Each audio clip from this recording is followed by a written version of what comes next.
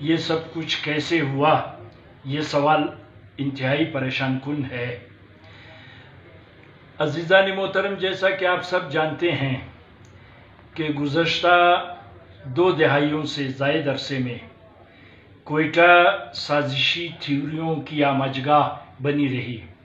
یہاں ہزاروں لوگ مارے گئے، جس میں ہزارہ زیادہ مارے گئے، پشتون، بلوچ، حتیٰ اقلیتیں اور سیٹلرز، یہ سب مارے گئے۔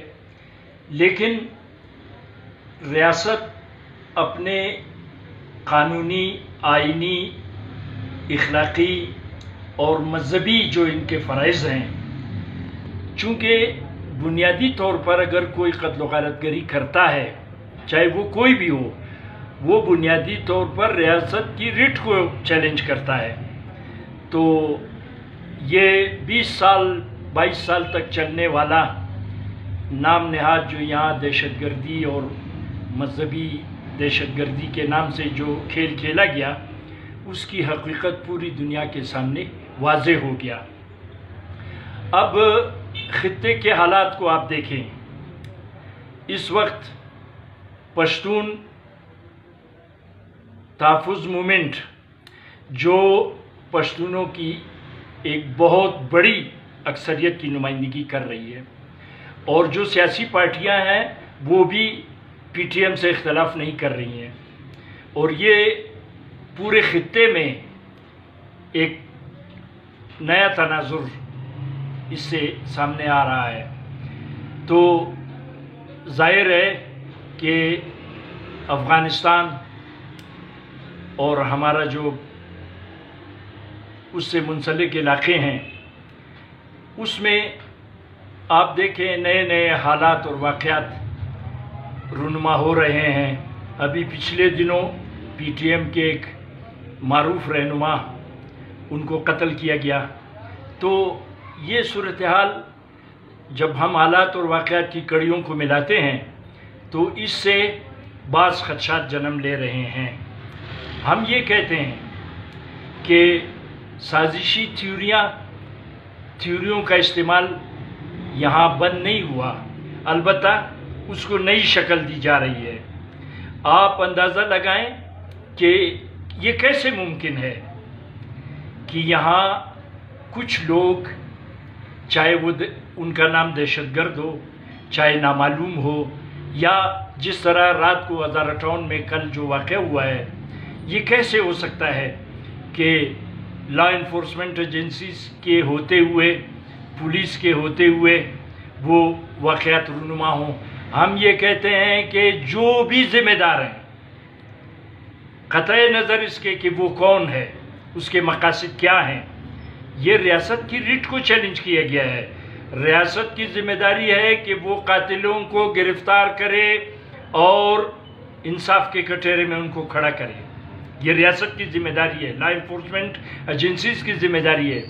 باقی رہی بھائی جان، میں دیکھ رہا ہوں کہ چونکہ ہم سانپ کے ڈسے ہوئے ہیں، ہم اہل بلوچستان سانپ کے ڈسے ہوئے ہیں، اس لیے ہم ہر معاملے کو شک کی نگاہ سے دیکھنا یہ فطری بات ہے۔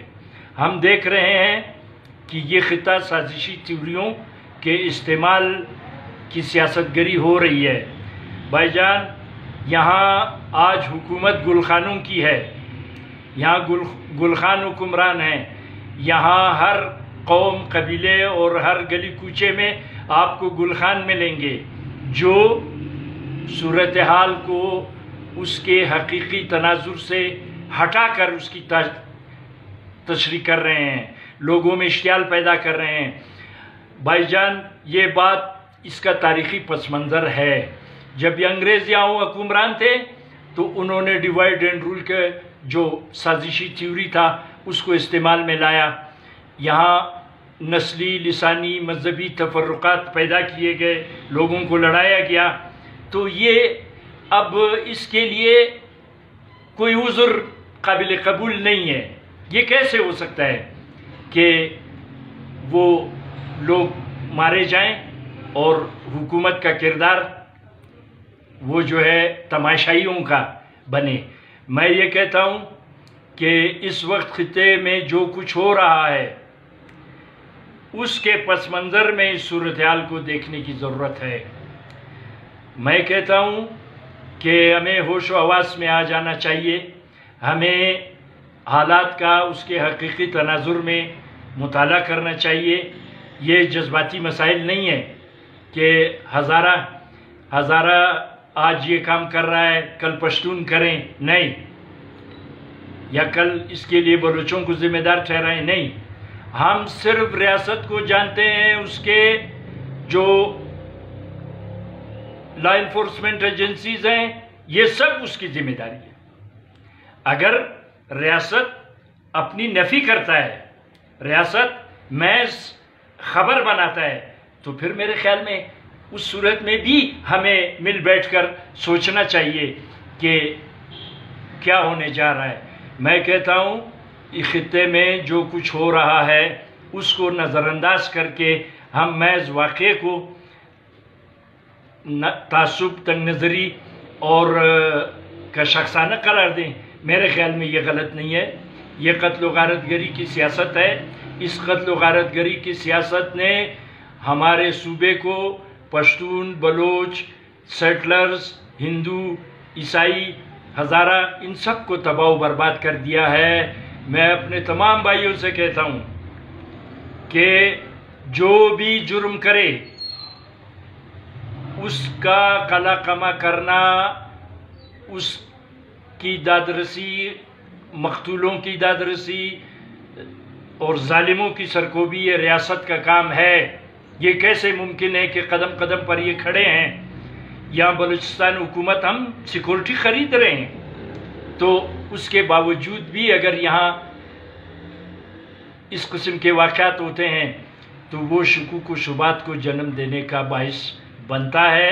اس حوالے سے ہمیں انتہائی ذمہ داری کے ساتھ خطے کے صورتحال کو مد نظر رکھ کر سوچنا ہوگا، بصورت دیگر تباہی، بربادی اور ہمارا تباہ کن مستقبل سے ہم دوچار ہوں گے۔